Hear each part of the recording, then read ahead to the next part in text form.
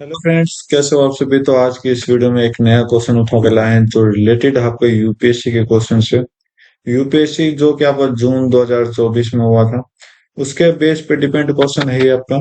तो इस क्वेश्चन के अकॉर्डिंग हम आपका हर एक पॉइंट्स वो क्लियर कराएंगे जो इसके लिए इम्पोर्टेंट है।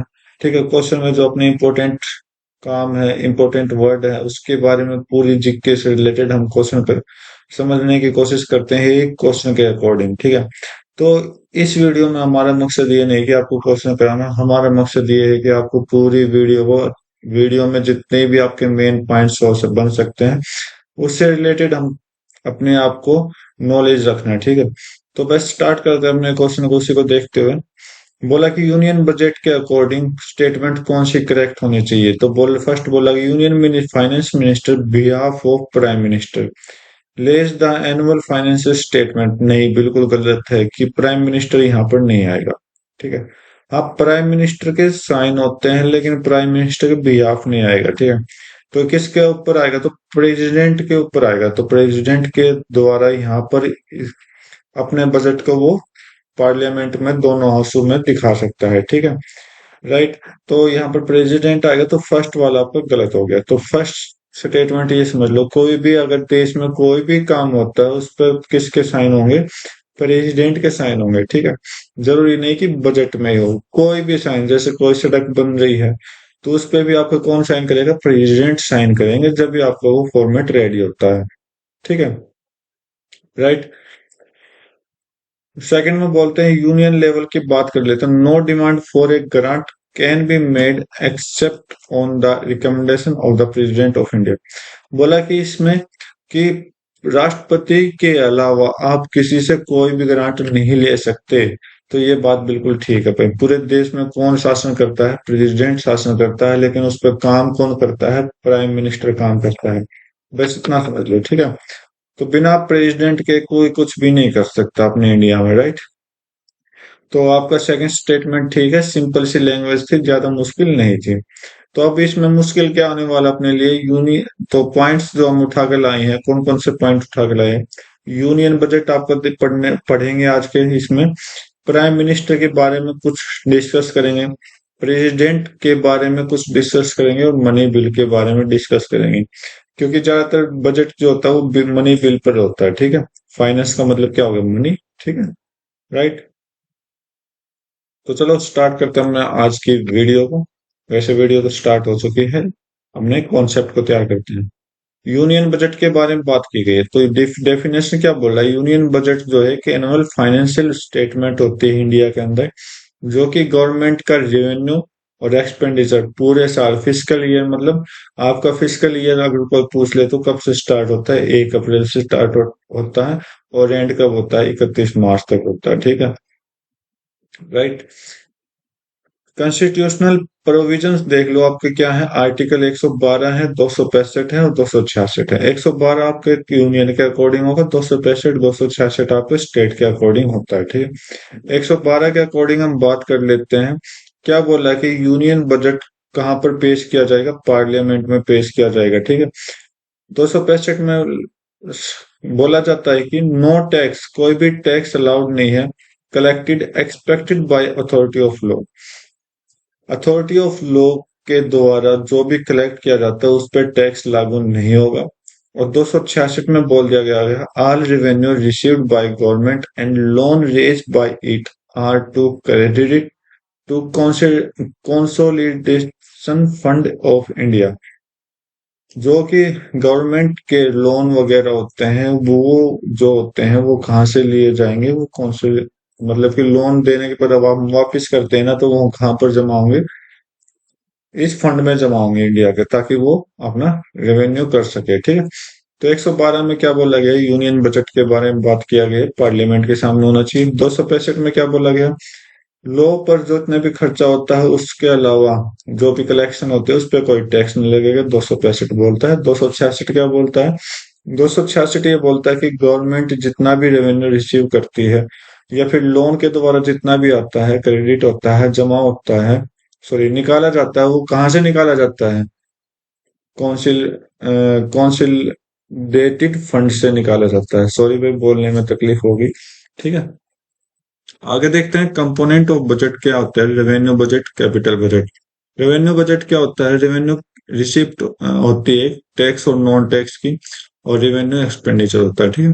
कैपिटल, कैपिटल क्या है? पूरा। रेवेन्यू क्या है? देखो, एक आपकी सैलरी मिलती है, राइट, उस सैलरी पर आप कितना खर्चते हो, उस पर टैक्स क्या लगा, उस पर नॉन टैक्स पर क्या खर्चा है, तो ये सारा क्या होता है, मतलब कि रेवेन्यू में जाता है। और कैपिटल क्या होता है? कैपिटल आपके पूरे घर की चीज हो, जगह होती है, ठीक है। तो इसमें हम जो देखते हैं, कैपिटल रिसिप्ट यहाँ पर मिलती है, जो कि लोन, रिकवरी ऑफ लोन, इस तरह के। और यहाँ पर एक्सपेंडिचर, तो लोन और रिकवरी ऑफ लोन कैपिटल में आता है। रेवेन्यू, रेवेन्यू जैसे कि आप ये ले लो, आप किसी दोस्त को पैसे दे रहे हो तो वो पैसे आप वापस ले लोगे, लेकिन उसके ऊपर कोई एक्स्ट्रा चार्ज नहीं लोगे। लेकिन जैसे किसी अनजान से आप पैसे दोगे तो उससे आप क्या लोगे? एक अमाउंट ऑफ रेट लेना पड़ेगा, ठीक है। तो टाइप ऑफ एक्सपेंडिचर देख लीजिए क्या है। प्लान, नॉन प्लान, ठीक है। प्लान में क्या होता है कि कोई भी चीज आप खरीदते हो तो उसका पहले से प्लान होता है। और एक नॉन प्लान क्या होता है कि आप जाते हो मार्केट, आपके पास कोई भी खरीदने का सामान नहीं है, लेकिन आपको कई चीजें पसंद आ गई बिना प्लान के, ठीक है। तो यहाँ पर बोला गया स्कीम और प्रोजेक्ट पर जो खर्चा होता है वो आपको प्लान में आता है। और नॉन प्लान में क्या होता है? रूटीन फंक्शन, कोई भी काम हो सकता है, इंटरेस्ट पेमेंट और सब्सिडीज। तो ये क्या होता है? नॉन प्लान में होता है। तो देखो, जैसे सब्सिडीज बोल दिया गया 100 लोगों को देनी है, तो ये तो आपका प्लान हो गया। लेकिन 100 लोग से भी ज्यादा आ गए तो ये नॉन प्लान था, ठीक है। तो ये नॉन प्लान होता है सब्सिडीज में।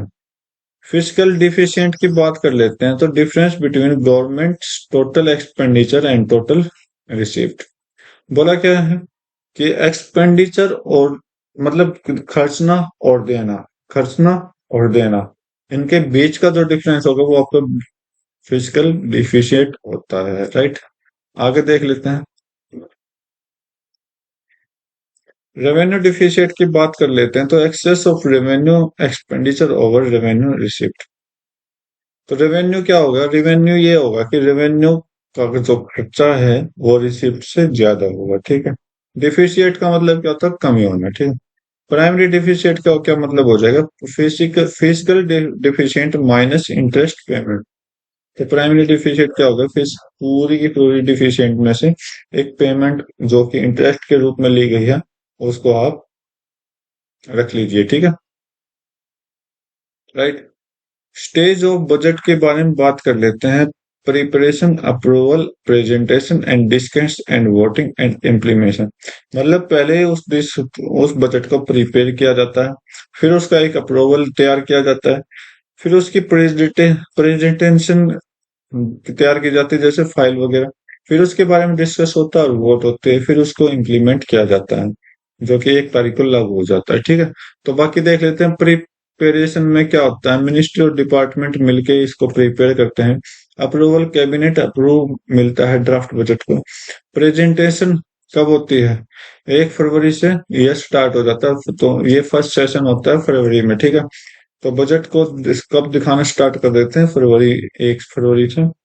डिस्कस और वोटिंग की बात की जाए तो बोला गया बजट को डिस्कस किया जाता है और वोट किया गया जाता है दोनों हाउसों में, ठीक है। दोनों हाउसों के बजट दोनों हाउसों से तैयार होता है। इम्प्लीमेशन कब होगा? 1 अप्रैल से लागू हो जाएगा। मतलब एक, जो फरवरी में आपको बजट होगा वो 1 तारीख से, 1 अप्रैल से लागू हो जाएगा, मतलब कि उसके पास 2 महीने हैं, ठीक। फाइनेंस बिल की बात कर लेते हैं, तो बिल क्या होता है? एक इंट्रोड्यूस होता है फाइनेंशियल प्रपोजल ऑफ गवर्नमेंट, ठीक है। गवर्नमेंट के फाइनेंशियल प्रपोजल को इंट्रोड्यूस कराना फाइनेंशियल बिल होता है। तो ये क्वेश्चन मैं एक बार मॉक टेस्ट दे रहा था अभी कुछ दिन पहले, तो ये बिल्कुल सेम एज इट इज आया था कि फाइनेंस बिल क्या होता है, तो उन्होंने ऑप्शन में दे रखा था फाइनेंशियल प्रपोजल ऑफ गवर्नमेंट, ठीक है। तो मेरा उस टाइम ठीक था, ठीक है। अप्रोप्रिएशन बिल, लेकिन मैंने उस पर तुक्का लगाया था, ठीक है, क्योंकि स्टेटमेंट ऑप्शंस कुछ ऐसे थे कि जिसको मुझे समझ के करना पड़ा, राइट। अप्रोप्रिएशन बिल क्या होता है? अप्रोप्रिएशन बिल एक ऐसा बिल होता है जो एक फंड के रूप में पूरे साल में खर्चा किया जाता है, ठीक है। तो यहाँ पर बोल दिया गया consolidate fund of India meet to the expenditure during the financial year. मतलब कि पूरे साल में उस फंड का खर्चा करना, ठीक है, अप्रोप्रिएशन बिल होता है, की ऑब्जेक्टिव की बात कर लेते हैं तो इसका फायदा क्या है? प्रमोट करता है इकोनॉमिक्स ग्रोथ को, सोशल जस्टिस और वेलफेयर को इंश्योर करता है, मतलब मेंटेन रखता है, फिजिकल डिसिप्लिन को मेंटेन रखता है, इम्प्रूव इंफ्रास्ट्रक्चर, अपने अंदर की जितने भी कमी वगैरह, जैसे सड़क है, सड़क के ऊपर रुपए लगा देंगे, एम्प्लॉयमेंट अपॉर्चुनिटी यहाँ पर देने की कोशिश करेंगे, राइट। और इसके बारे में कुछ कानून चलाए गए रिसेंट रिफॉर्म, क्या क्या वो रिफॉर्म है? जीएसटी यहाँ पर लगाया गया, 1 जुलाई कब हुआ था? 2017 में लागू हुआ था, ठीक है, राइट। फोकस किया जाता है डिजिटल पेमेंट पर और फाइनेंशियल इंक्लूजन पर, ठीक है। Disinvestment and privatisation of public sector, तो प्राइवेटाइजेशन किया गया ताकि आपको खर्चा कम रहे, एक्सपेंडिचर जो है वो कम हो। तो ये था अपना यूनियन बजट। अब बात करते हैं प्राइम मिनिस्टर ऑफ इंडिया, ठीक है। पोजीशन और अपॉइंटमेंट की बात कर लेते हैं। तो पोजीशन हेड ऑफ गवर्नमेंट होता ही है, हेड ऑफ गवर्नमेंट होता है, ठीक है। तो प्राइम मिनिस्टर जो होता है हेड ऑफ गवर्नमेंट होता है। अपॉइंटमेंट की बात कर लेते हैं। पीएम को अपॉइंट कौन करता है? राष्ट्रपति के द्वारा होता है, लेकिन मेजोरिटी पार्टी होनी चाहिए लोकसभा की, ठीक है। राज्यसभा से इसका कोई मतलब नहीं, राज्यसभा कहाँ जाएगा? गवर्नर के पास जाएगी, ठीक है। तो प्राइम मिनिस्टर के पास कौन आएगा? लोकसभा आएगा, ठीक है। और लोकसभा को आप क्या बोलते हैं? हाउस ऑफ पीपल बोलते हो, ठीक है। रोल्स और रिस्पॉन्सिबिलिटी की बात कर लेते हैं। तो एग्जीक्यूटिव अथॉरिटी मतलब कानून व्यवस्था में क्या है? पीएम एक्सरसाइज करता है, मतलब ध्यान देता है, इंक्लूड करता है लॉ को इम्प्लीमेंट करना, पॉलिसी और या डिसीजन के गवर्नमेंट गवर्नमेंट के डिसीजन जो भी है वो लोगों पर थोपना, ठीक है। लीडर ऑफ कैबिनेट होता है, और सभी कैबिनेट मीटिंग बुलाता है, किसके कहने पर? प्रेसिडेंट के कहने पर, खुद नहीं बुलाएगा, ठीक है। तो भाई समझ गए होगे कि बिना प्रेसिडेंट आप पत्ता भी नहीं ला सकते, ठीक है। प्राइम मिनिस्टर उसको लागू करता है। पॉलिसी मेकिंग का काम करता है कि पॉलिसी पहले बनाता है फिर इम्प्लीमेंट करता है। इम्प्लीमेंट भी वो ऐसे नहीं करता है बिना प्रेसिडेंट के साइन होंगे उस पॉलिसी पर। नेशनल सिक्योरिटी की जिम्मेवारी किसके पास है? पीएम के पास है, मतलब पूरे देश का जो भार संभालता है वो कौन संभालता है? पीएम संभालता है, प्राइम मिनिस्टर संभालता है, ठीक है। प्रेसिडेंट तो क्या है, एक साइन करने का साइन करता है, बस उसको देखता है, ठीक है। पावर और फंक्शन की बात कर लेते हैं। तो ये एक चीफ एडवाइजर होता है प्रेसिडेंट का, मतलब कि जो भी कानून इसने बनाया तो वो कहाँ पर जाएगा? राष्ट्रपति जी के पास जाएगा, और वहां पर उसके बाद लोकसभा में डिस्कस होगा, ठीक है। चीफ स्पोक्स पर्सन है गवर्नमेंट का, मतलब कि दोनों के दोनों हाउसेज का क्या बोला है? रिप्रेजेंटेशन रिप्रेजेंट करता है, चाहे वो इंडियन हो चाहे वो बाहर का हो, डोमेस्टिक या इंटरनेशनली। लीडर ऑफ हाउस होता है पीएम, जो होता है लोकसभा का लीडर होता है, ठीक है। अपॉइंटमेंट की बात करता है तो ये किसको इसको अपॉइंट कर सकता है? हाई रैंकिंग ऑफिशियल को, मिनिस्टर को, जज को, गवर्नर को। रिकमेंड करता है कि भाई मुझे ये इंसान चाहिए, ठीक है। फिर वो किसके ऊपर जाएगा? ये चारों पर्सन राष्ट्रपति की द्वारा आएगा, ठीक है। अपॉइंट कौन करता है? राष्ट्रपति जी करते हैं। रिकमेंड कौन करता है? पीएम करता है इनके ऊपर, ठीक है। आगे बात कर लेते हैं, कॉन्स्टिट्यूशनल प्रोविजन क्या है? आर्टिकल 75 में के अंदर अपॉइंटमेंट ऑफ पीएम दे रखा है और अदर मिनिस्टर दे रखा है, ठीक है। जो कि अदर मिनिस्टर की बात कर ले तो वो पीएम के कहने पर ही होते हैं। कलेक्टिव रिस्पॉन्सिबिलिटी होती है काउंसिल ऑफ मिनिस्टर के पास, जो कि पीएम का हेड होता है, जो सॉरी पीएम के द्वारा चलाया जाता है। कौन रिस्पॉन्सिबल होता है? लोकसभा का, ठीक है। टेन्योर की बात कर ले तो पीएम का 5 साल का 5 साल तक एक सेशन में रह सकता है, ठीक है। और किसके द्वारा? मेजोरिटी होनी चाहिए लोकसभा के अंदर, जैसे कि 2/3 वोट होने चाहिए लोकसभा। रेजिग्नेशन और रिमूवल की बात कर लेते हैं। तो पीएम रिजाइन दे सकता है, ठीक है। किसको? राष्ट्रपति जी को। रिमूव कर दिया जाता है, क्यों? क्योंकि उनके कॉन्फिडेंस के लॉस, मतलब अपने काम के प्रति अच्छे से ना रहना, ठीक है। आगे बात कर लेते हैं सिग्निफिकेंस की। सिग्निफिकेंस क्या कहता है कि पॉलिसी इंप्लीमेंटेशन होता है। पीएम क्या करता है? पॉलिसी बनाता है, इंटरनेशनल रिलेशन में ये पार्टिसिपेट करता है, इकोनॉमिक मैनेजमेंट में भी ये क्या करता है, पार्टिसिपेट करता है। ठीक है, जैसे कि बजट हो गया आपका। करंट प्राइम मिनिस्टर के बारे में बात कर लेते हैं। तो करंट प्राइम मिनिस्टर कौन है आपके? नरेंद्र मोदी जी हैं, जो कि 2024 तक एज इट इज है। 2024 में फिर इलेक्शन में आ गए। ठीक है, राइट। पिछले 10 सालों से ये खुद पीएम के को चेयर पर। आपका काम है कि फर्स्ट पीएम ऑफ इंडिया। ठीक है, क्योंकि लास्ट और फर्स्ट आपके ज्यादातर पूछते रहते हैं। ओके, तो ये था अपना पीएम। उम्मीद करता हूँ आपने अच्छे से समझा। तो प्रेसिडेंट ऑफ इंडिया के बारे में बात कर लेते हैं। तो यहाँ पर मैं सीधा आर्टिकल लेकर आया हूँ। ठीक है, क्योंकि हर एक आर्टिकल में आपको हर एक पॉइंट मिल जाएंगे। और पीएम के भी आर्टिकल थे, लेकिन वो क्या थे, कुछ राष्ट्रपति से थे, कुछ यूनियन मिनिस्टर से थे।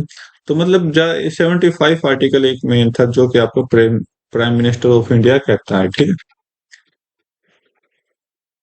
प्रेसिडेंट ऑफ इंडिया के बारे में बात कर लें। ये पार्ट 5 में है, यूनियन के अंदर। पार्ट 5 किसका होता? 52 से लेकर 151 तक। ठीक है, राइट। ये कौन सा यूनियन होता है पार्ट 5 के अंदर? प्रेसिडेंट की बात करें तो ये 52 से लेकर आपके आर्टिकल नंबर 78 तक जाता है, या फिर 6। तो मेन मेन जो आर्टिकल होते हैं वो आपके 68 तक ही जाएगा। ठीक है, बाकी डिस्कशन होता है इनके ऊपर। तो 52 से लेकर 151 तक कौन है? यूनियन है। और इसके बाद जो आएगा पार्ट 7 आएगा। ठीक है, जो कि आपका क्या कहलाएगा? गवर्नर कहलाएगा, जो कि स्टेट एग्जीक्यूटिव स्टेट के बारे में डिस्कस करेगा। ठीक है, जो कि 152 से लेकर कंटिन्यू होता है। तो आर्टिकल 52 की बात कर लेते हैं कि प्रेसिडेंट ऑफ इंडिया होना चाहिए। आर्टिकल 53 की बात कर लेते हैं, उसके पास कानून लागू करने, एग्जीक्यूट करने के लिए, लागू करने के लिए पावर होनी चाहिए। 52 में क्या हो गया? प्रेसिडेंट हो गया आपका। 53 में क्या हो गया? उसकी पावर होगी। 54 में क्या हो गया? उसके ऊपर इलेक्शन होने चाहिए। अगर सीट है तो आपके पास इलेक्शन होने की हो सकते हैं। ठीक है, और इलेक्शन कैसे होते हैं? ये नहीं कि आप किसी को वोट देते हो, इंसान वोट नहीं देते यहाँ पर। यहाँ पर कौन वोट देते हैं? यहाँ पर हाउसेज ऑफ पार्लियामेंट वोट देती हैं। ठीक है, जो कि वहां पर बैठे हुए हैं, चाहे वो स्टेट के असेंबली भी और काउंसिल भी क्या होते हैं, वोटिंग में जाती है इसके। ठीक है, आगे बात करते हैं। तो 52 क्या है? प्रेसिडेंट। 53 क्या है? उसकी पावर। 54 क्या है? उसके इलेक्शन। 55 में क्या हो जाएगा? उसके इलेक्शन करने की प्रक्रिया। तो इलेक्शन करने की प्रक्रिया कैसी होती है? ये नहीं कि आप एक ने अपनी मनचाही वोट दे दी, नहीं। एक के बाद एक मिनिस्टर के पास एक लिस्ट जाएगी, जो भी कैंडिडेट सिलेक्ट हुए हैं प्रेसिडेंट के लिए। तो उस मिनिस्टर ने उस चारों को प्रेफरेंस देनी है। फर्स्ट प्रेफरेंस वो किसको देगा, सेकंड किसको देगा, थर्ड किसको देगा, फोर्थ किसको देगा। तो इसका मतलब क्या होगा? जितनी प्रेफरेंस वो दे, मतलब सभी के देख के कि फर्स्ट प्रेफरेंस वो किसकी ज्यादा कर रहा है, चाहे वो फर्स्ट हो चाहे सेकंड हो, मतलब सबसे ज्यादा प्रेफरेंस किसकी जा रही है, उसको मेंटेन रख के तो फिर प्रेसिडेंट चुना जाता है। ठीक है, ऐसे नहीं कि आपके पास एक ऑप्शन है तो वो दे दिया, नहीं। आपके पास 4 ऑप्शन हो सकते हैं, 5 ऑप्शन हो सकते हैं। तो आपको हर एक पर प्रेफरेंस देना पड़ेगा कि मैंने पहले इसको चुनना, पहले इसको रखना, फिर बाद लास्ट में इसको रखना। तो ये तो 55 है, इसका मैनर पता लग गया। 56 में क्या कहता है कि भाई उसको एक ऑफिस दिया जाए। राइट, 56 में ऑफिस मिल गया। 57 में क्या होगा? री इलेक्शन करवाए जाए, एलिजिबिलिटी ऑफ री इलेक्शन। तो एक राष्ट्रपति कितनी बार अपने देश में चुनाव लड़ सकता है? अनलिमिटेड, मतलब जब तक वो मरेगा नहीं, जब तक वो चुनाव लड़ सकता है। ठीक है, राइट। अमेरिका में आपके 2 बार चुनाव लड़ सकते हैं, लेकिन यहाँ पर अनलिमिटेड होते हैं। 58 की बात कर लेते हैं, उसकी क्वालिफिकेशन क्या होगी? क्वालिफिकेशन के लिए 35 ईयर्स वो होना चाहिए कम से कम। ठीक है, और क्या होना चाहिए? सिटीजन ऑफ इंडिया होना चाहिए, और member of house of people होना चाहिए। ठीक है, राइट। हाउस ऑफ पीपल मतलब लोकसभा का एक मेंबर होना चाहिए। तो ये क्वालिफिकेशन है। 59 में क्या कर दिया? कंडीशन रख दी कि प्रेसिडेंट के लिए हम कंडीशन रखेंगे। ठीक है, राइट। बाकी आप पढ़ लेना क्या कंडीशन। 60 में हम बात करते हैं तो ओथ, 60 में उसको शपथ दिलाई जाती है। ठीक है, 61 में क्या है, उसका इम्पीचमेंट मतलब उसको हटाने की प्रक्रिया। अब शपथ दिलाते तो राष्ट्रपति बेचारा बनाया था, 61 में वो हटा दिया गया। ठीक है, आगे देख लेते हैं। 62 में क्या होगा, time of holding election to fill vacancy in the office of president and term of office of person elected to fill casual vacancy। Casual vacancy क्या होगा, जैसे प्रेसिडेंट जी को कुछ हो गया, ठीक है, उसकी हेल्थ खराब हो गई या उसको इम्पीचमेंट कर दिया गया, तो कुछ टाइम के लिए क्या होता है, होल्ड हो जाती है, सीट होल्ड हो जाती है। तो उस होल्ड पे क्या करता है, आपको उसको क्या करना पड़ेगा, उस वैकेंसी को कुछ टाइम के बाद भरना पड़ेगा। ठीक है, राइट, ओके। तो ये 62 था। 63 में क्या होगा, तो 62 तक इम्पोर्टेंट, हमने 52 से लेकर 62 तक ये प्रेसिडेंट का काम है। अभी इसमें प्रेसिडेंट को, वाइस प्रेसिडेंट को क्यों काउंट किया गया, चलो समझते हैं। 63 में आपको एक बोल दिया गया कि भाई आपके देश का एक वाइस प्रेसिडेंट होना चाहिए। 64 में क्या होगा, उसके पास एक ऑफिशियल चेयरमैन होने चाहिए काउंसिल ऑफ स्टेट के। तो ये चेयरपर्सन होता है किस किस का, एक तो राज्यसभा का चेयरपर्सन होता है, ठीक है, चेयर ये राज्यसभा का चेयरपर्सन होता है। आगे देखते हैं, बोला है 65 आर्टिकल, तो 64 नहीं है, सॉरी पे 65 आर्टिकल आपके बारे में क्या कहता है कि वाइस प्रेसिडेंट एक्ट कर सकता है एज ए प्रेसिडेंट, कब, जब वो वैकेंसी खाली हो। और वैकेंसी कहाँ खाली थी, वैकेंसी खाली थी आपकी 62 में। ठीक है, राइट। आगे देख लेते हैं, 66 में इलेक्शन होनी चाहिए वाइस प्रेसिडेंट की। ओके, तो और आगे देखते हैं 67 में, 67 क्या कहता है, टर्म ऑफ ऑफिस बताया गया वाइस प्रेसिडेंट का, टर्म कितना है, तो यहाँ पर 5 साल होता है वाइस प्रेसिडेंट जी का। 68 में बोला गया होल्डिंग ऑफ इलेक्शन और fill vacancy of vice president, same pattern. ठीक, अब ये जगह क्यों खाली होगी, इनका हेल्थ इश्यू हो सकता है, इनके साथ कुछ भी कैजुअलिटी हो सकती है, या फिर इनके साथ क्या हो सकता है कि राष्ट्रपति जैसे वैकेंसी खाली हो गई तो वहां पर जाके बैठेगा तो वो भी खाली हो जाएगी, तो उसके लिए इलेक्शन चाहिए। तो भाई आगे देखते हैं, चलो भाई। तो इसने बोला है कि कुछ एडिशनल आर्टिकल होते हैं प्रेसिडेंट के, तो 74 आर्टिकल क्या कहता है, काउंसिल ऑफ मिनिस्टर करना, ऐड करना। ऐड कौन करता है, प्राइम मिनिस्टर करता है, किसके कहने पर, प्रेसिडेंट के कहने पर। एड और एडवाइस प्रेसिडेंट जी कहते हैं। ठीक, 75 की बात कर ले तो प्रोविजन ऑफ मिनिस्टर्स करता है, प्रोविजन ऑफ मिनिस्टर, या फिर आप ये कह सकते हो पीएम का अपॉइंटमेंट करता है। 78 में बात कर लेते हैं, ड्यूटी ऑफ प्राइम मिनिस्टर बताया गया है, किसके इंफॉर्मेशन पर, प्रेसिडेंट के इंफॉर्मेशन, मतलब जो भी वो ड्यूटी कर रहा है उसकी सारी रिपोर्ट किसके पास जानी चाहिए, प्रेसिडेंट के पास जानी चाहिए। 123 में बात कर लेते हैं, तो पावर ऑफ प्रेसिडेंट बताया गया है, क्यों, क्या, किस लिए, ordinance during recess of parliament, parliament के रेसेस मतलब कि छुट्टियों के टाइम, उसके मतलब काम वगैरह देखना। ठीक है, 143 नंबर आर्टिकल क्या कहता है, पावर ऑफ प्रेसिडेंट के पास पावर है सुप्रीम कोर्ट को कंसल्ट करने की, मतलब कुछ बात हो जाती है तो सुप्रीम कोर्ट को क्या कह सकता है, कुछ ना कुछ कंसल्ट कर सकता है, कुछ बातें कर सकता है। इमरजेंसी पावर की बात कर लेते हैं, इमरजेंसी पावर कौन कौन सी है, नेशनल इमरजेंसी आ जाए इंडिया में तो 352 के अकॉर्डिंग उसको लागू किया जाता है। ठीक है, स्टेट इमरजेंसी या फिर उस पर राष्ट्रपति का कानून लग जाए तो 356 लगता है। फाइनेंशियल की बात कर ले तो 360 लगता है। नेशनल में क्या हो गया, जैसे युद्ध हो गए तो कौन सी इमरजेंसी लगा दी, 352 के तहत नेशनल इमरजेंसी। 356 में क्या हो गया, स्टेट में कोई इमरजेंसी लग गई, स्टेट में दंगे फैल गए तो उस पर कौन सा रूल लागू होगा, प्रेसिडेंट रूल लागू होगा। फाइनेंशियल की बात कर ले तो 360 में आपका आ जाएगा। ठीक है, तो ये अपने आर्टिकल थे अपने प्रेसिडेंट के पास। ठीक है, बाकी डिस्कस दोबारा भी करेंगे, पहले हम इसको कर लेते हैं जो हमने अलग एक्स्ट्रा टॉपिक लिया है, जिसका नाम है मनी बिल। तो मनी बिल को कौन डिफाइन करेगा, 110 नंबर करता है कि मनी बिल क्या होना चाहिए, मनी बिल होना चाहिए संविधान के अंदर। उस बिल को देखते हुए कुछ प्रोविजन डील किए गए हैं, तो ये एक, दो, तीन, चार, पांच, छह, सात प्रोविजन है। देखो क्या क्या, इम्पोजिशन, अबोलेशन, रिमिशन, अल्टरेशन और रेगुलेशन ऑफ एनी टैक्स। तो ये कुछ मिशन है, बाकी आप पढ़ सकते हैं। ठीक है, ज्यादा कुछ इंपॉर्टेंट नहीं है, वो ही चीज है। फंड वगैरह के बारे में बात की, देखो कंसोलिडेंट फंड ऑफ इंडिया, बोलो देखा, पढ़ा था आपने? हाँ भाई, बिल्कुल पढ़ा था ये, जब हम यूनियन फंड पढ़ रहे थे। ठीक है, तो ये देखो, ये हंसी लिया जाता है, राइट। ओके, आप पढ़ लेना एक बार इनको। 111 नंबर आर्टिकल क्या कहता है? बिल्स के एसेट्स होने चाहिए। एसेट्स मतलब कुछ भी आप बिल लो, उससे कुछ ना कुछ काम होना चाहिए। ठीक है, money bill is present to the president.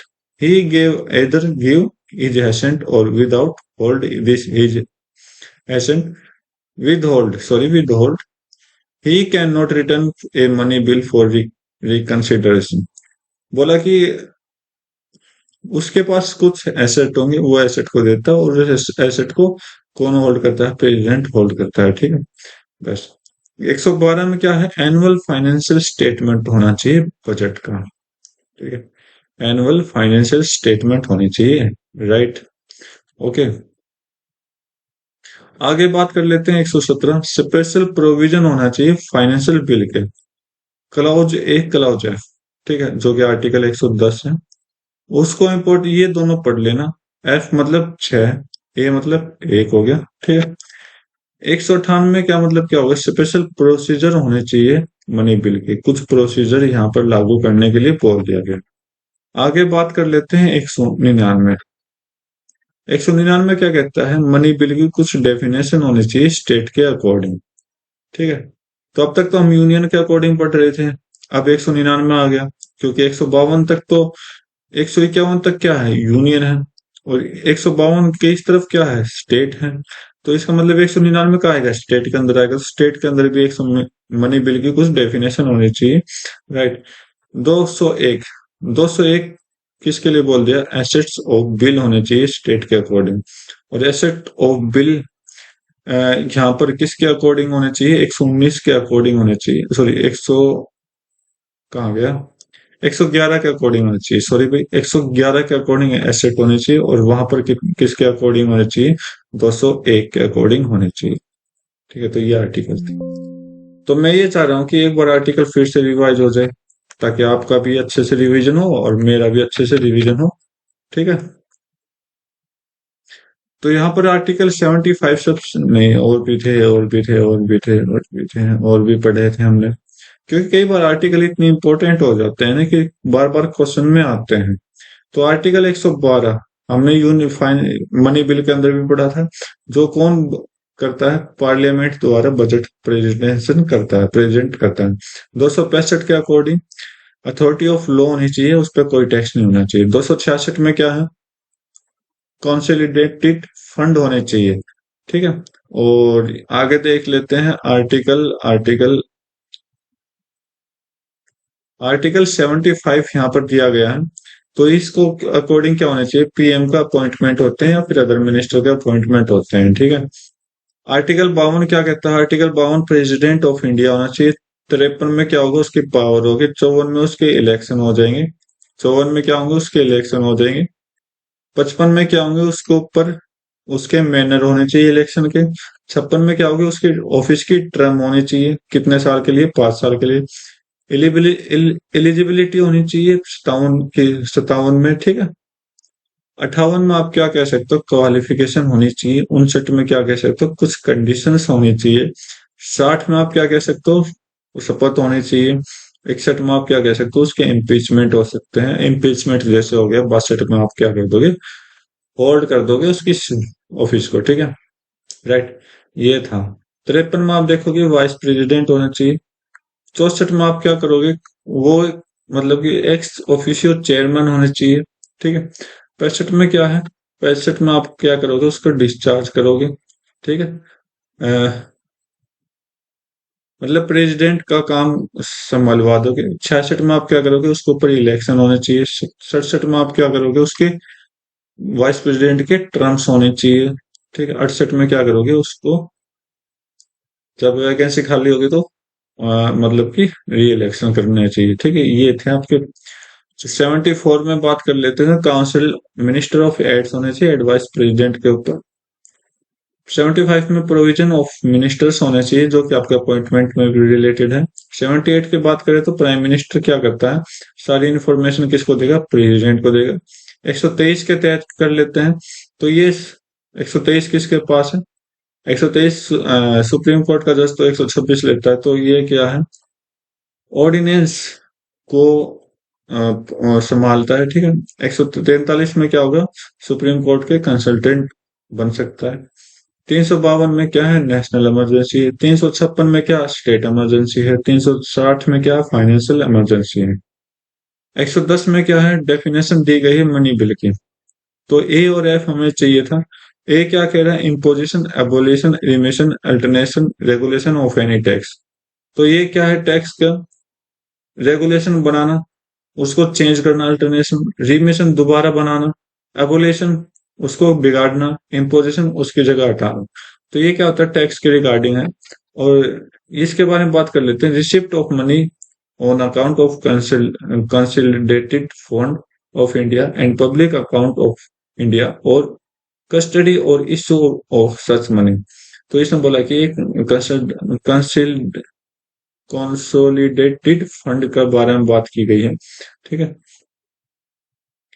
और सामंत में क्या है, money bill if it only contain provision for imposition of fines and other penalties, demand or payment of fees for license or service rendered.